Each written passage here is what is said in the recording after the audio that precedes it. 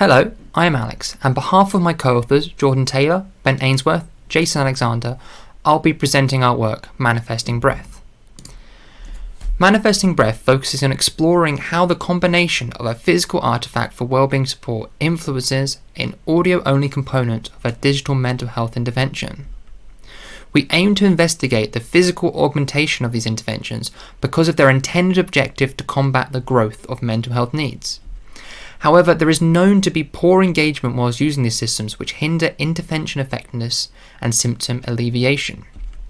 There are problematic associations linked with smartphone use, and commonly detachment and derealization to digital strategies amongst those with reduced mental well-being. So we thought, hey, there's this fantastic body of work that already explores more engaging solutions that through the emotional and psychological significance of touch could overcome some of these limitations.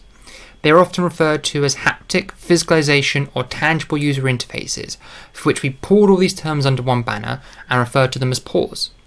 And then we thought, let's explore the most dynamic means of representing an inner state through a free interaction medium, hence the ambiguous sphere, and give that to a user during an intervention and compare it to what is already used.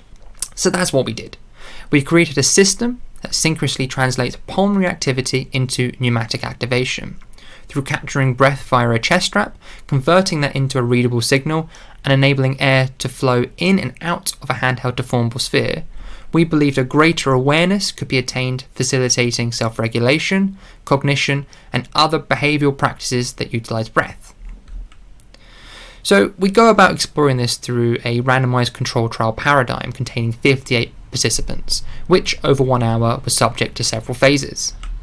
To quantify self-regulation and biofeedback synchronously during the study, we captured baseline heart rate and object pressure readings during a 5-minute window. We then gave the experimental participants our PAWS, isolating the compressor in a separate room, ensuring no sound interference and facilitating a soundless, shape-changing experience. Our control group had no interaction with the object and only experienced the evidence-based guided mindfulness breathing exercise. After intervention completion, the object was taken away from the experimental group, where they were instructed to deliberately bring their attention to a personal worry. This facilitated anxiety due to the deliberate attention to a potentially worrisome event over a 6-minute period. The combination of this approach allowed us to both compare the in-the-moment intervention effect, but also understand and explore how the engagement within that intervention could influence an anticipated event. And before we concluded with interviews, we gave participants the opportunity to self-engage with a recentering activity, depending on how anxious they felt, allowing them the chance to recalibrate their own well-being based on their needs. As for some, the worry induction can be quite intense. So what did we find? We found that those who had access to the physical system reported 44% less anxiety than their audio-only counterparts. And we found that after 6 minutes, their physiological data showed significant indications of better self-regulation. We found that this increased intervention effect had a benefit towards self-referential worry, leading our experimental participants to report half as much anxiety. After being left alone to ruminate on their worry, 27.6% less of our experimental sample felt they did not need to engage with an additional supportive recentering activity, meaning that those who used the object got more out of the intervention and retained that benefit even after the object was taken away, which is fantastic. Even more so, we saw that post-worry well-being levels were similar to baseline measures, whereas our control participants saw a decline in their well-being prior to optional recentering and debriefing.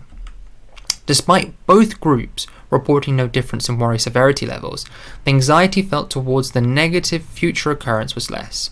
So if I was to give a pragmatic example, if we both equally believed that giving a bad presentation would be as catastrophic, as likely, and make us feel equally as devastated, the individual who had engaged with this more potent intervention would feel much less anxiety towards the event.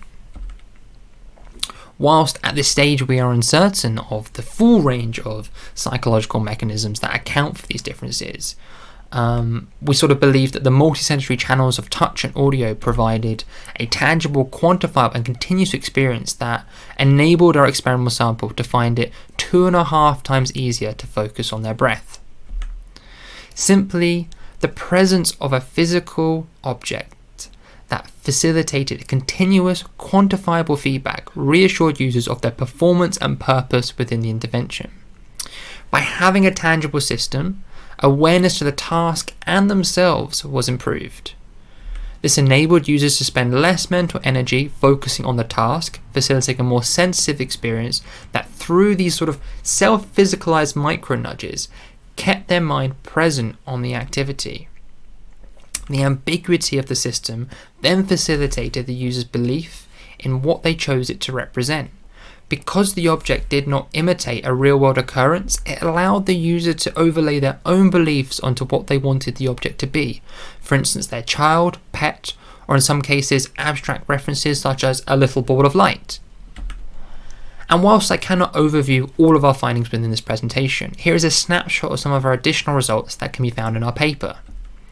However, if you can remember one key aspect from this talk, it'd be this. The combination of a PAWS that utilized both biofeedback and shape changing technology within an evidence-based audio intervention provided emotional regulation opportunities beyond current means. By having a physical system that was a manifestation of themselves, they were able to benefit through better focus and self-regulation. This then facilitated psychological accessibility, which then gave opportunities to those who may have not been able to benefit from them before, whether it could be children, elderly, or individuals with neurodiversity. It opens up a number of possibilities. Therefore, the grand scale implications of these technologies could bring are the empowerment to users to better manage their own well-being. It could provide alternative solutions to users and services. It could enable minimization to barriers of mental health and improve recovery rates and reduce dropout rates, thus enabling new techniques that may have yet to be discovered within these service settings. And of course there are more, but I can't go into them now.